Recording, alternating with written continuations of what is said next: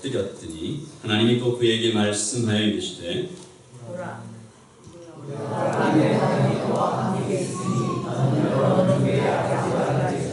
이제 후로는 내 이름을 아브라함이라 하지 아니하고 아브라함이라 하리니 이는 내가 너를 여러 민족의 아버지가 되게 함이니라.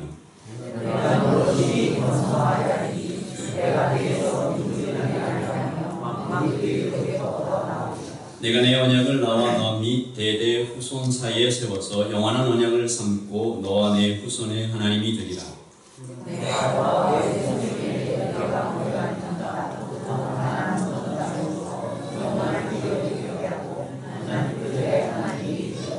하나님이 또 아브라함에게 이르시되 그런즉 너는 내 언약을 지키고 내 후손도 대대로 지키라. 너희 중 남자는 다 할례를 받으라. 이것이 나와 너희와 너희 후손 사이에 지킬 내 언약이니라. 아멘. 하나님의 말씀입니다. 지난주에 우리는 아브라함의 아내 사레가 여종 하갈을 아브라함에게 들여보내서 하갈을 통해서 이 자손을 낳게 하는, 임신하게 하는 그런 계략, 그런 모략, 꾸미는 장면들. 그런데 막상 또 하갈이 임신을 하고 나니까 그 하갈이 사레를 멸시하고, 나중에는 또 거꾸로 하갈이 또 사레에게 멸시를 당하고, 이게 막 뒤죽박죽. 하갈은 도망쳐 어느 광야에서 죽게 되었을 때 하나님의 사자가 찾아오셔서 위로해 주시고 다시 사레에게 돌아가라 라고 명령하시고, 우여곡절 끝에 그렇게 하갈이 아들을 낳죠. 이름을 이스마엘이라고 짓습니다. 이때 아브라함의 나이가 86세였습니다. 그런데 오늘 7장 1절에 보시면 아브라함이 몇 세 때요?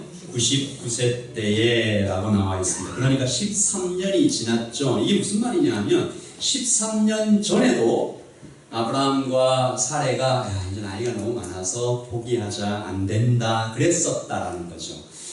그런데 이제 아브라함이 99세 때에 라고 얘기하는 이 성경 말씀의 서두는 이 말 딱 들을 때 절망하는 거죠. 포기하는 겁니다. 한숨 같은 거예요. 이제 정말로 끝났구나. 아무런 이 소망이 없구나. 그런데 바로 그때 아브라함이 99세 때에 여호와께서 아브라함에게 다시 나타나십니다. 굉장히 고마운 일이죠. 감사한 일입니다. 그런데 나타나신 하나님께서 아브라함에게 말씀하시는 이 말씀부터가 조금 이상해요. 하나님의 태도가, 어투가, 이 말씀하시는 이 톤이 갑자기 좀 변한 것 같이 느껴집니다. 늘 사랑한다, 힘내라 이렇게 하시던 분께서 이렇게 얘기하시는, 같이 읽어보죠. 아브라함이 99세 때에 여호와께서 아브라함에게 나타나서 그에게 이르시되 나는 전능한 하나님이라. 너는 내 앞에서 행하여 완전하라.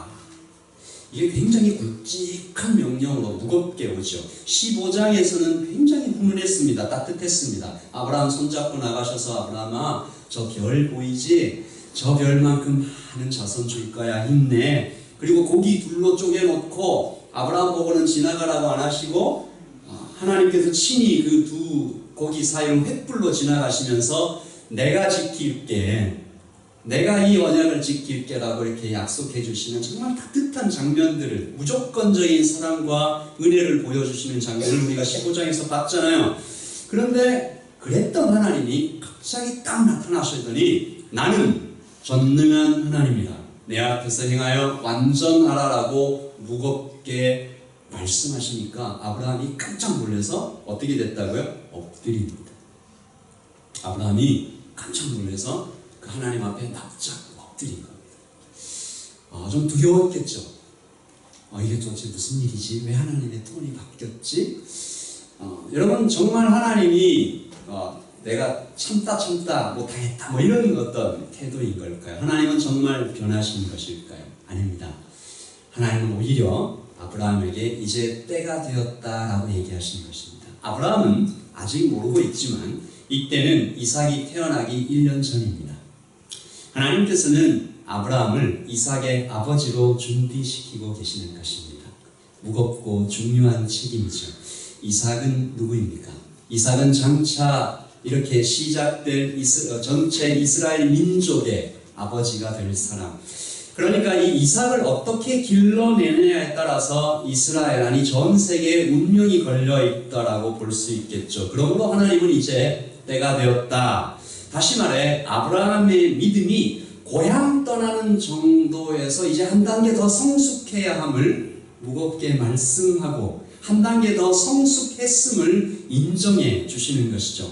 여러분, 우리 살아가는 이 현장도 똑같습니다. 아이에게 요구하는 것과 청년에게 요구하는 것, 어른들에게 요구하는 것이 다 다르죠.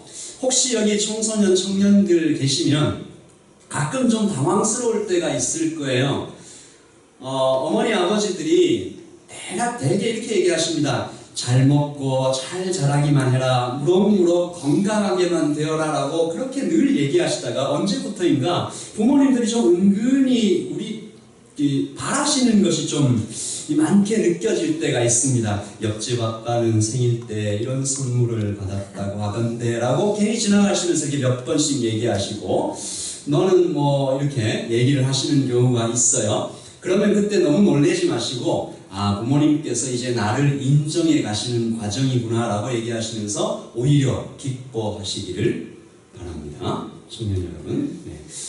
또 예전에는 학교만 잘 일어나서 가도 예쁘다 하셨는데 이제는 좀 이것저것 집안일도 좋고 빨래도 좀 걷어놔라, 이제 좀 론모잉도 좀 해야 되지 않겠냐라고 이렇게 계속 얘기하실 때 그 얘기하실 때 부모님 마음이 뭘까요? 야, 우리 아들, 우리 딸 이제 잘 컸네, 든든하네, 이제 이런 일도 맡겨도 될 만하네 라는 그런 기대하는 마음인 것이죠. 사람이 그렇게 자라갑니다. 사랑만 계속 받다가는 그 사람 성장하지 못합니다. 특별히 한 여인이 아기를 그 배에서 10달 동안 품고 있다가 고통 속에서 해산할 때 비로소 어머니가 되는 것이죠. 정성을 다해 키워가면서 그 어머니도 같이 성숙해 갑니다. 최근에 고등학생들이, 심지어 중학생들이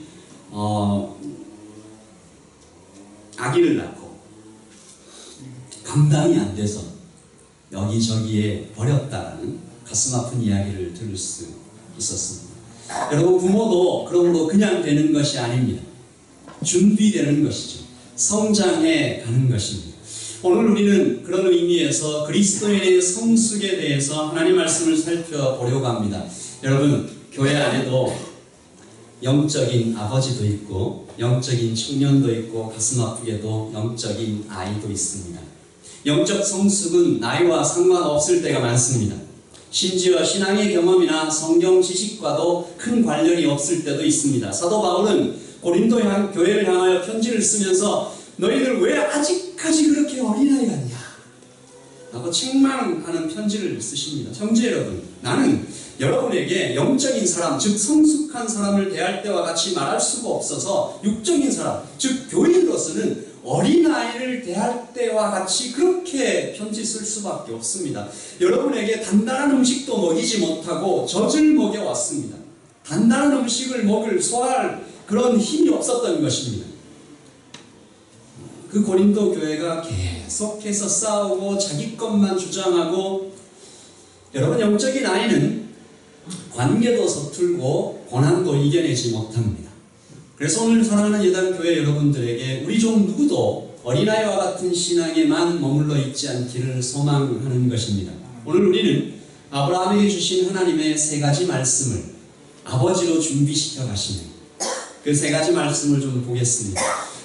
아브라함은 이삭의 아버지, 즉 민족과 열방의 아버지로 성장시키기 위해 꼭 마음에 새겨야 할 이 세 가지 말씀을 통해서 우리 모두가 다 영적으로 함께 성숙해 가기를 원합니다. 하나씩 좀 살펴보죠. 첫 번째는 하나님께서 이렇게 얘기하십니다. 내 앞에서 walk before me, 하나님 앞에서 17장 1절입니다.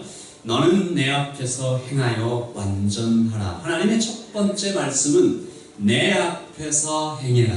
내 앞에서 행해서 완전해라. 이 말씀은 완전하라는 말씀보다 그 앞에 walk before me, 즉 내 앞에서에 더 포커스해서 읽어야 합니다. 사람이 어떻게 완전할 수가 있습니까? 하나님께서 다 아시죠? 이것은 완전을 향해서 나아가는 과정을 이야기합니다. 예수님을 바라보면서 가는 방향을 이야기합니다. 저기 팔레스타인이나 이런 데 가면요, 이 양들이 너무 많고 이렇게 막 섞여 있어가지고 이 울타리를 치지 못한다고 그래요. 그래서 자기 양과 남의 양을 어떻게 구분하냐라고 물었더니 거기에다가 우물을 판답니다. 생수가 나오는 우물을 파면 양들이 그 우물에서 일정 거리 이상 멀리 떨어지지 않는다고 그래요. 언젠가 다시 목이 마르면 그 생수를 향해서 이렇게 오는 겁니다. 신앙인의 삶이란, 성숙의 삶이란 저기 생수가 있으니까 그쪽으로 계속해서 걸어가는 방향성을 이야기하는 것이죠. 오늘 이 내 앞에서라는 말을 공동 번역에서는 내 앞을 떠나지 말라, 하나님 앞에서 코람데오, 하나님의 눈동자 앞에서.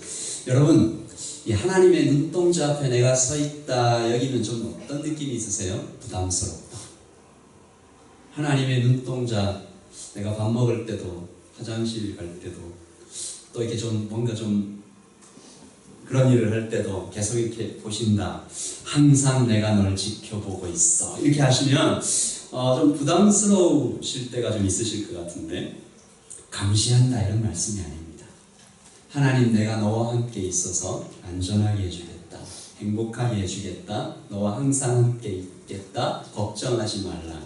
요한복음 15장 말씀을 같이 읽습니다. 시작. 나는 포도나무여 너희는 가지라. 그간의 안에 내가 그 안에 거하면 사람이 열매를 많이 맺나니 나를 떠나서는 너희가 아무것도 할 수 없습니다. 아멘. 제가 수년 전 전도사로 임명을 받고 교회 사역을 처음 시작할 때 참 두려웠습니다. 많이 떨었습니다. 지금도 제가 하나님 말씀, 제가 주일이 되면 예배 시간이 1시잖아요. 근데 이 1시 될 때까지 꽤 많은 시간이 있지 않습니까? 12시에 일어나는 분도 있겠지만 1시 되면 꽤 많은 시간이 있잖아요. 근데 그 오전 시간에 아무것도 못해요. 너무 자꾸 두근두근하고 긴장되고 떨리고 막 그래서 늘 그 생각을 하는데, 지금 그때는 더 그랬습니다. 제가 수년 전에 전도사로서 교회 사역을 시작할 때 내가 잘할 수 있을까? 내가 도대체 어떻게 하나님의 말씀을 전할 수 있을까? 그때 하나님께서 주신 말씀이 바로 이 요한복음 15장 5절이었습니다. 나는 포도나무에 너희는 가지라. 내가 그간의 안에 있으면 너는 그냥 나에게 꼭 붙어 있기만 하면 된다. 하나님 앞을 떠나지만 않으면 된다. 그러면 열매는 내가 너를 통해서 자연스럽게 맺어줄게. 가지가 이 뿌리 줄기에 딱 붙어 있으면 하나님 밑으로부터 이렇게 끌어올려진 하나님의 에너지가 이쪽을 쭉 통과해서 여기에 열매를 딱 맺으니까 나는 그저 하나님 앞에서 투명하며 겸손하며 하나님 나를 통해 일해주세요. 그때 제가 참 얼마나 마음이 놓였는지 모릅니다. 지금까지 많이 실수하고 넘어지고, 물론 지금도 그렇지만 그때마다 주님 꼭 붙잡아야지 다시 기억하고 기억하면서 여기까지 왔습니다. 여러분 명심하십시오. 저보다 나이가 더 많이 드신 분들 앞에서 제가 이 말씀 드리기가 좀 그렇지만, 제가 이 나이까지 있을 때까지 제가 여러분에게 확실하게 말씀드릴 수 있는 것은 하나님 안에 있을 때 가장 행복합니다. 하나님 안에 있을 때 가장 행복합니다. 제 소원은 제가 한 80살쯤 되어서 여기 이렇게 앞에서, 그때도 설교를 할 수 있을지 모르겠는데 여기 앞에 서서 이 말씀을 드리는 겁니다. 제가 80평생을 살아봤는데 하나님 앞에 있을 때, 하나님 안에 있을 때 가장 행복합니다. 문순희 권사님 그러시죠? 네, 저기 한 분 계시네요. 80살 넘으신 분. 하나님께서 아브라함에게 그렇게 얘기하시는 것입니다. Walk before me. 네가 이제부터 더 큰 일을 하게 될 텐데 너는 내 옆을 떠나지 마. 내가 너의 눈동자처럼 지켜볼게. 나는 전능하니까 너는 지금 내 눈앞에 있고 가까이 하고, 이것이 네가 해야 될 첫 번째 일이고 거의 전부다. 나를 떠나서 너희가 아무것도 할 수 없다라고 하나님 강하게 말씀하고 계신 것입니다. 그런데 참 이상한 것이, 아까도 말씀드렸던 것이, 하나님께서 나의 눈동자 앞에 계신다, 코람데오, 이 말을 되게 불편하게 여기는 분들이 꽤나 있어요. 크리스찬이라서 참 힘들다, 주일날 내 시간도 내 마음대로 못 쓰고 돈도 내 마음대로 못 쓰고 이것도 못하게 하고 저것도 못하게 하느냐, 나도 내 마음대로 좀 살고 싶다라고 생각하는 사람들이 있습니다. 내가 내 인생의 주인인데 왜 하나님께서 자꾸 나의 자유를 속박하시느냐. 고 가는 목사님께서 이런 말씀을 하셨습니다. 예수 그리스도를 마음에 모시고 사는 사람은 한시도 주님 없는 생활을 할 수 없고 그 어느 한 가지라도 예수님 모르게 행할 수가 없다. 이거 생각하면 좀 부담스러울 수도 있지만 사실 이것만큼 우리에게 평안과 자신감을 주는 것도 없다. 시각장애인이나 다름없는 우리가 인생의 핸들을 잡고 여기저기 우왕좌왕하느니 전능하신 주님의 손에 핸들을 맡기고 나는 그 옆에 앉아 순종하는 편이 낫지 않겠는가. 그러나 참 이상하게도 우리는 주인 되신 주님께 나의 생각과 생활의 전 영역을 내어드리지 않는다. 마치 옆에서 운전하는데 내가 막 브레이크 밟으려고 하고 이러는 것이죠. 어떤 영역에서는 주님을 열렬하게 환영하지만 어떤 영역에서는 한사코 예수님을 멀리 두려워한다. 이것은 주님을 대단히 슬프게 하는 일이 아닐 수 없다. 여러분의 생활의 전 영역을 주님 앞에 맡겨드리는 것이 크리스찬의 성숙의 첫 번째 발걸음입니다. 물론 이것이 나는 아무것도 안 하고 주님 다 해주세요, 그런 것이 아닙니다. 하나님이 조종하시는 로봇 같은 존재가 된다는 뜻도 아닙니다. 성령 하나님께서는 나를 인도하시되 나의 자유의지를 해치지 않으시는 방법으로 신비롭게 우리를 인도하시는 것이죠. 우리 예단도 어디에 있든지 한번 저를 따라해 주시겠습니까? 코란데요. 하나님 앞에서. 이 말씀 잊지 마시고 언제나 나의 사랑하는 하나님께서 내 눈앞에 계시니 말도 행동도 주님 닮아가기를, 그렇게 그래서 날마다 성숙해 가시기를 축복합니다. 아멘. 그리고 하나님께서 두 번째 말씀하십니다. Your name will be this. 너는 이제 내 것이다. 이제부로는 내 이름을 아브라함이라 하지 아니하고 아브라함이라 하리니 이는 내가 너를 여러 민족의 아버지가 되게 합니다. 하나님께서 아브라함의 이름을 바꿔주십니다. 보통 우리가 인생 살 때 누가 이름 지어주죠? 옛날에는 물론 이제 부모님이 많이 지어주시는데 옛날에는 왕이 신하가 큰 공을 세웠을 때 이름을 바꿔주기도 했습니다. 그러니까 지금 하나님께서는 내가 너의 하나님이며 내가 너의 아버지며 내가 너의 왕이다라는 것을 얘기하시는 거죠. 아브라함을 아브라함으로, 사레를 사라로. 아브라함은 원래 고귀한 아버지, 이것을 여러 민족의 아버지로 바꿔주시고, 사레는 나의 공주라는 뜻에서 사라로 여러 나라의 어머니로 바꿔주십니다. 이게 어떤 의미인지 느낌이 떠오시죠? 개인적인 고귀한 신분 그 자체가 아니라 이제는 민족, 열방, 하나님 나라 전체 공적인 신분, 믿음의 조상. 아브라함은 이 이름 받고 정말 그 이름처럼 믿음의 조상이 됩니다. 여러분, 우리 이름도 바뀌었습니다. 우리의 아이덴티티가 바뀌었습니다. 세상은 원숭이 보고 우리의 조상이라고 말합니다. 우연히 됐다라고 얘기합니다. 호모 사피엔스, 영장류. 그래서 이런 그림이 나오는지 모르겠는데 이런 분의 우리가 후손이다라고 얘기를 하면 그냥 우연히 태어났다. 근데 하나님은 다르게 얘기하시는 거죠. No! 나는 너를 image of God, 하나님의 형상으로 지었다. 이제 좀 치워주시고 사도는 우리를 향하여 너는 포에마, 하나님의 걸작품이다. 마스터피스다. 우리는 하나님의 작품입니다. 하나님께서 미리 마련하신 대로 선한 생활을 하도록 같이 읽어보죠. 그리스도 예수를 통해서 창조하신 작품입니다. 마스터피스입니다.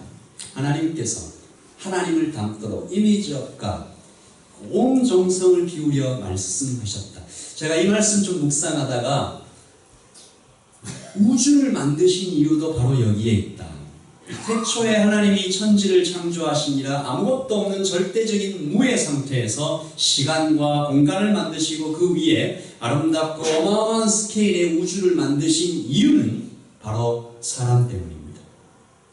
하나님께서 인간의 몸으로 오셔서 피를 흘리며 죽으신 이유도 사람 때문입니다. 바로 우리 때문입니다. 나 때문입니다. 육체로 부활하신 이유도 바로 나 때문입니다.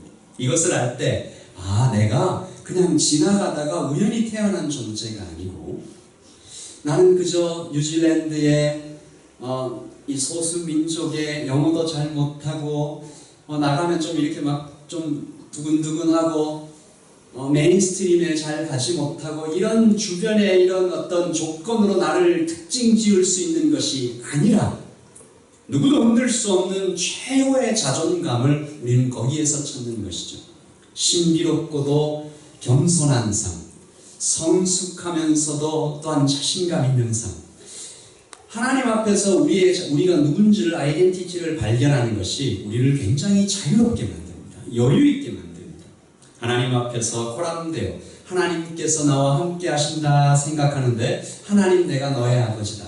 우리 지난 금토 우리 목자들과 리트릿 하면서 그런 얘기들을 농담을 했는데 우리 아버지가 하나님이신데 우리께 제일 부자인 것 같다. 이런 얘기들도 좀 장난처럼 너는 내 사랑이다. 내가 너를 위해 목숨을 버린다라는 하나님의 말씀을 들을 때 작은 일에 겁먹지 않습니다. 슬퍼하지 않습니다. 낙심하지 않습니다.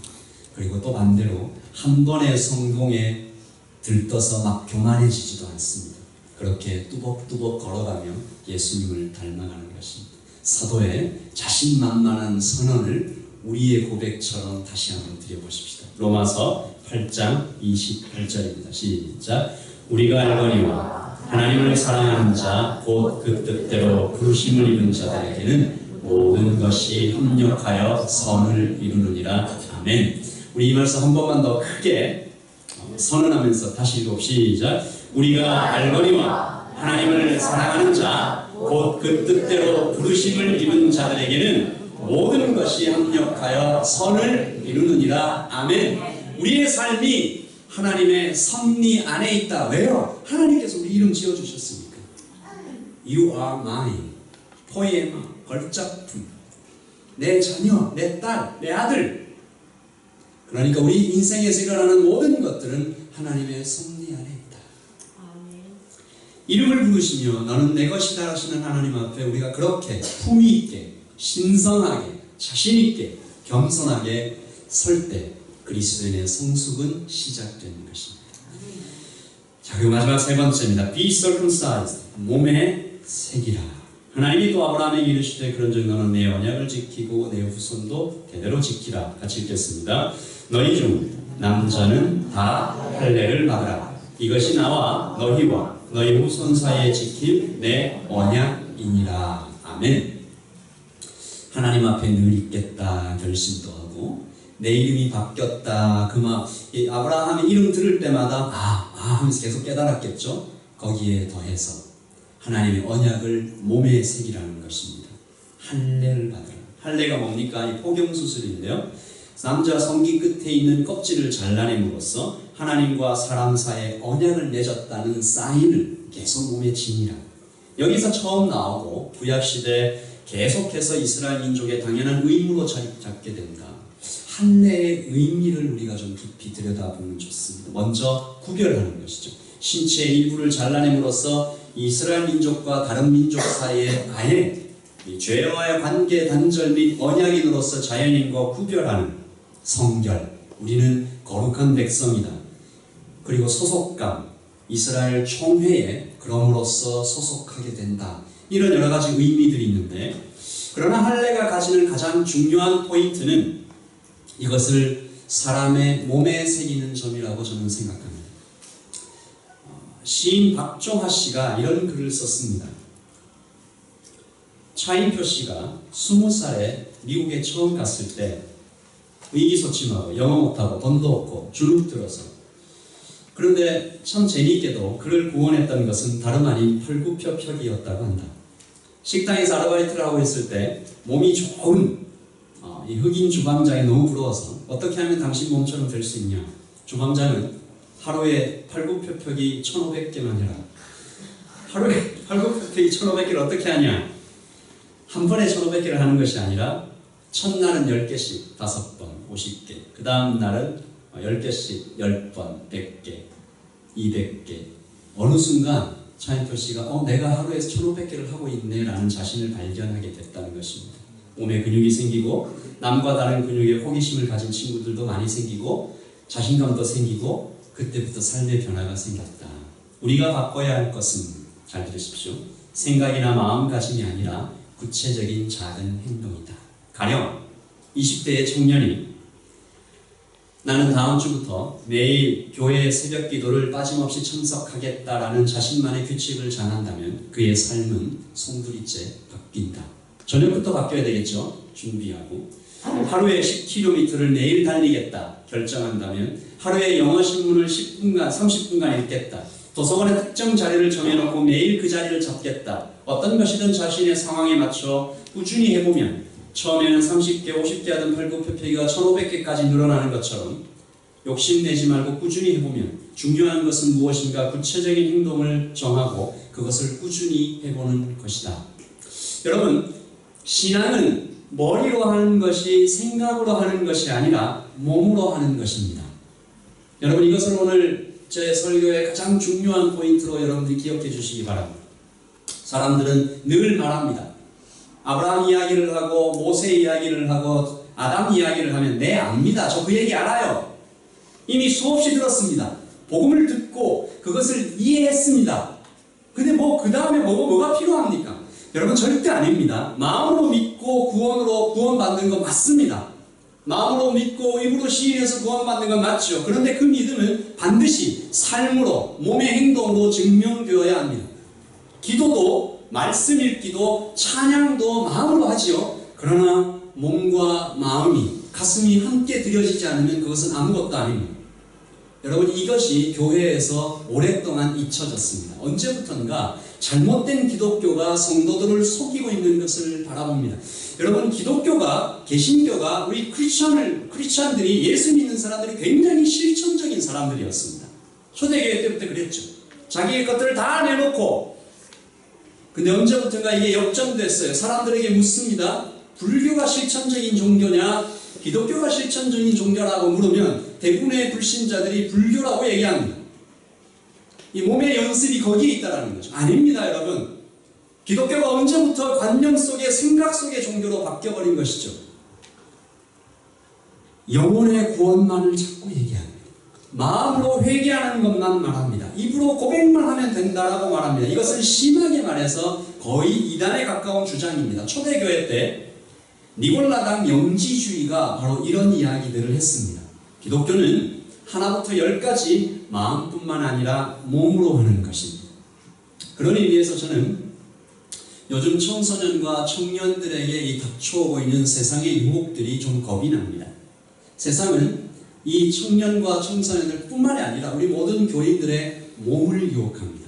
몸을 가지려고 해요. 모든 미디어들이 거기에 포커스되어 있습니다. 나쁜 줄 알면서도 쾌락을 원하게 만듭니다. 짜릿한 본능을 찾다가 자신을 아프게 합니다. 마약, 담배, 술, 미디어, 약물 중독에 걸린 여러 청소년들과 청년들 어렵지 않게 볼 수 있습니다. 어느 순간 호기심으로 시작했는데 몸을 지배해버리면 끊을 수 없습니다. 성적으로 문란한 시대죠. 10대 임신율이 역사 이래로 최고입니다. 유산, 낙태, HIV, 에이즈 등이 10대들을 공격해서 아예 그 세대를 망해버리게 하려고 합니다. 어떤 조사에 의하면 현재 에이즈가 10대 사망률의 첫 번째 요인으로 꼽히고 있다는 이야기도 들었습니다. 이렇게 세상은 자꾸만 우리 자라는 세대들의 몸을 정복하려고 합니다. 눈으로 보는 것, 이 몸에 익히는 것, 먹는 것, 입는 것. 참 안타까운 것은 그런 이 위기 속에서 사는 청소년과 청년들이 하나님을 잘 모르고 하나님으로부터 오는 놀라운 축복을 받아야 이것을 이겨나갈 텐데 하나님께로부터도 점점 멀어지고 있는, 여기에 부모님들의 책임이 큼을 말하지 않을 수가 없습니다. 여러분, 이렇게 말하는 부모가 없지요. 이 세상에 아이를 키우면서 뭐가 좋은지 뭐가 나쁜지 나는 가르쳐주지 않을 테니까 네가 알아서 잘 살아라 라고 얘기하는 부모가 없습니다. 부모는 아이들의 몸을 훈련시킵니다. 식사 예절, 친구들의 관계 맺기, 바르게 말하는 법, 성실하게 사는 법, 일어나서 이불을 개는 법. 우리 부모님들은 아이들의 몸을 훈련시킵니다. 그런데 어쩌면 그것보다 훨씬 중요한 신앙은 우리 아이들의 몸에 새겨지도록 우리가 훈련시키지 않는 것을 많이 봅니다. 그러므로 오늘 우리가 이 be circumcised, 이 할례의 정신을 우리 모든 예담의 부모님들이 우리 청년과 청소년들이 몸에 새기기를 원합니다. 몸을 훈련시켜야 합니다. 그런 의미에서 우리가 매일 큐티하고 있는 이 매일 성경 편집장 박대영 목사님의 말이 의미가 있습니다. 제가 읽어보겠습니다. 이 말씀 읽는 것에 대한 얘기인데요. 하나님을 향한 간절한 사랑도 하나님의 말씀에 대한 사모함도 성경을 읽게 하지 못한다. 묵상의 중요성에 대한 통렬한 각성도 아니다. 깨달음의 기쁨이나 신기한 적용의 경험도 아니다. 이런 것들이 꼭 필요한 경험이요 감각이고 기억이지만 정말로 필요한 것은 훈련된 몸이다. 몸의 기억이다. 몸으로 하는 묵상이다. 그 시절 지나고 보니 처녀 총각들 잘 들으십시오. 처녀 총각의 믿음은 하나 믿을 데 없다던 어르신들 말씀이 틀린 것 하나 없다. 그토록 순수하면서도 열정적인 시절도 없지만 그만큼 쉽게 믿음을 버리고 돌아서는 시절도 없다. 젊은이들은 시련만 겪어도, 이 헤어지는 거 얘기합니다. 시련만 겪어도 믿음의 토대가 흔들리고 직장을 가지고 가정을 꾸리고 아이를 낳자마자 신앙의 정신줄을 놓고 갑자기 직장을 잃기라도 하면 묵상은 고사하고 믿음마저 뿌리째 뽑히곤 한다. 하지만 비가 오나 눈이 오나 새벽이나 저녁이나 수요일이나 주일이나 예배의 자리를 지키는 어른들이 있다. 마음이 워낙은 그렇지 않건 간에 몸은 항상 그 자리에 가 있다. 신앙도 몸으로 하는 것이다. 2주에 한 번 운동하는 것은 운동을 전혀 하지 않는 것과 같다. 한 달에 한 번 기도하는 것은 영적인 건강을 유지시켜주지 못한다. 말씀을 읽고 적용하고 기도하고 예배하고 실천하는 삶은 체육 과목이다. 몸의 활동이며 근육의 기억이다. 아침에 일어나서 가장 먼저 스마트폰을 들고 카톡 확인하고 신문을 보는데 더 근육이 발달하면 성경을 읽을 수 없다. 저녁에 TV를 켜는데 내 몸이 훈련되어 있으면, 음악 듣고 친구를 만나는 일에 내 몸이 더 익숙해져 있으면 성경을 읽을 수 없다. 군 복무 시절 나의 근육은 항상 4시 25분에 감은 눈을 뜨게 하였다. 1분도 틀리지 않았다. 처음에는 다른 사람이 깨웠지만 한 달 후부터 제대할 때까지는 내 몸이 나를 깨웠다. 의지와 상관없이 아무리 몸이 피곤하고 마음이 아프고 영적으로 침체되어 있을지라도 내 몸은 나를 4시 25분에 깨워서 고단한 군생활 가운데 새벽 기도에 나가게 했다. 그것이 내 몸의 건강뿐 아니라 영적인 건강을 지켜주었다. 나는 내 결심을 믿지 않는다. 의지는 오래가지 못한다. 하루에도 수시로 변하는 감정 역시 신뢰하지 않는다. 그러나 내 몸은 정직하다. 기억하고 있는 대로 움직인다. 몸이 스스로 기억하여 나를 주님과 교제하는 삶으로 인도해준다. 시간을 내어 익숙한 장소에서 성경을 펴라. 그것이 습관이 되고 내 일부가 될 때까지 인내하며 해나가야 한다. 제가 전적으로 공감하는 내용 중에 일부입니다. 청년 때의 신앙이 오래가지 못하는, 청소년 때의 신앙이 오래가지 못하는 안타까운 현실을 우리가 보고 있습니다. 청년들도 마음이 없는 건 아니죠. 마음이 있습니다. 그들도 엎드려 회개하고 뜨거운 눈물을 흘립니다. 그런데 몸이 훈련되지 않았어요. 그러면 기다리지 못합니다. 순간순간 변하는 세상의 가치관에 이렇게 묶여버리죠. 인생 전체에서 어쩌면 지금 이 세대는 기다림을 잃어버린 것 같아요. 고백하면 금방 받아줘야 되고, 클릭하면 바로 떠야 되고, 공부하는 것은 바로 써먹을 수 있어야 된다는 생각이 우리 사회 전체를 지배하고 있습니다. 그러나 여러분, 지금이라도 늦지 않았습니다. 하나님 앞에 서서 하나님, 내 이름을 부르시는 하나님께 도와달라고 말하고 오늘부터 아주 작은 것이라도 시작해야 합니다. 여러분, 그것이 어쩌면 주일 예배를 성실히 드리는 것부터 시작할 수 있습니다. 새벽 예배를 한 번도 나오지 못했던 분들이라면 일주일에 하루 혹은 이틀 새벽 예배를 정해서 나오는 것일 수도 있겠죠. 여러분, 운동을 한 번도 안 하다가 어느 날 갑자기 운동을 해보신 분이 있죠.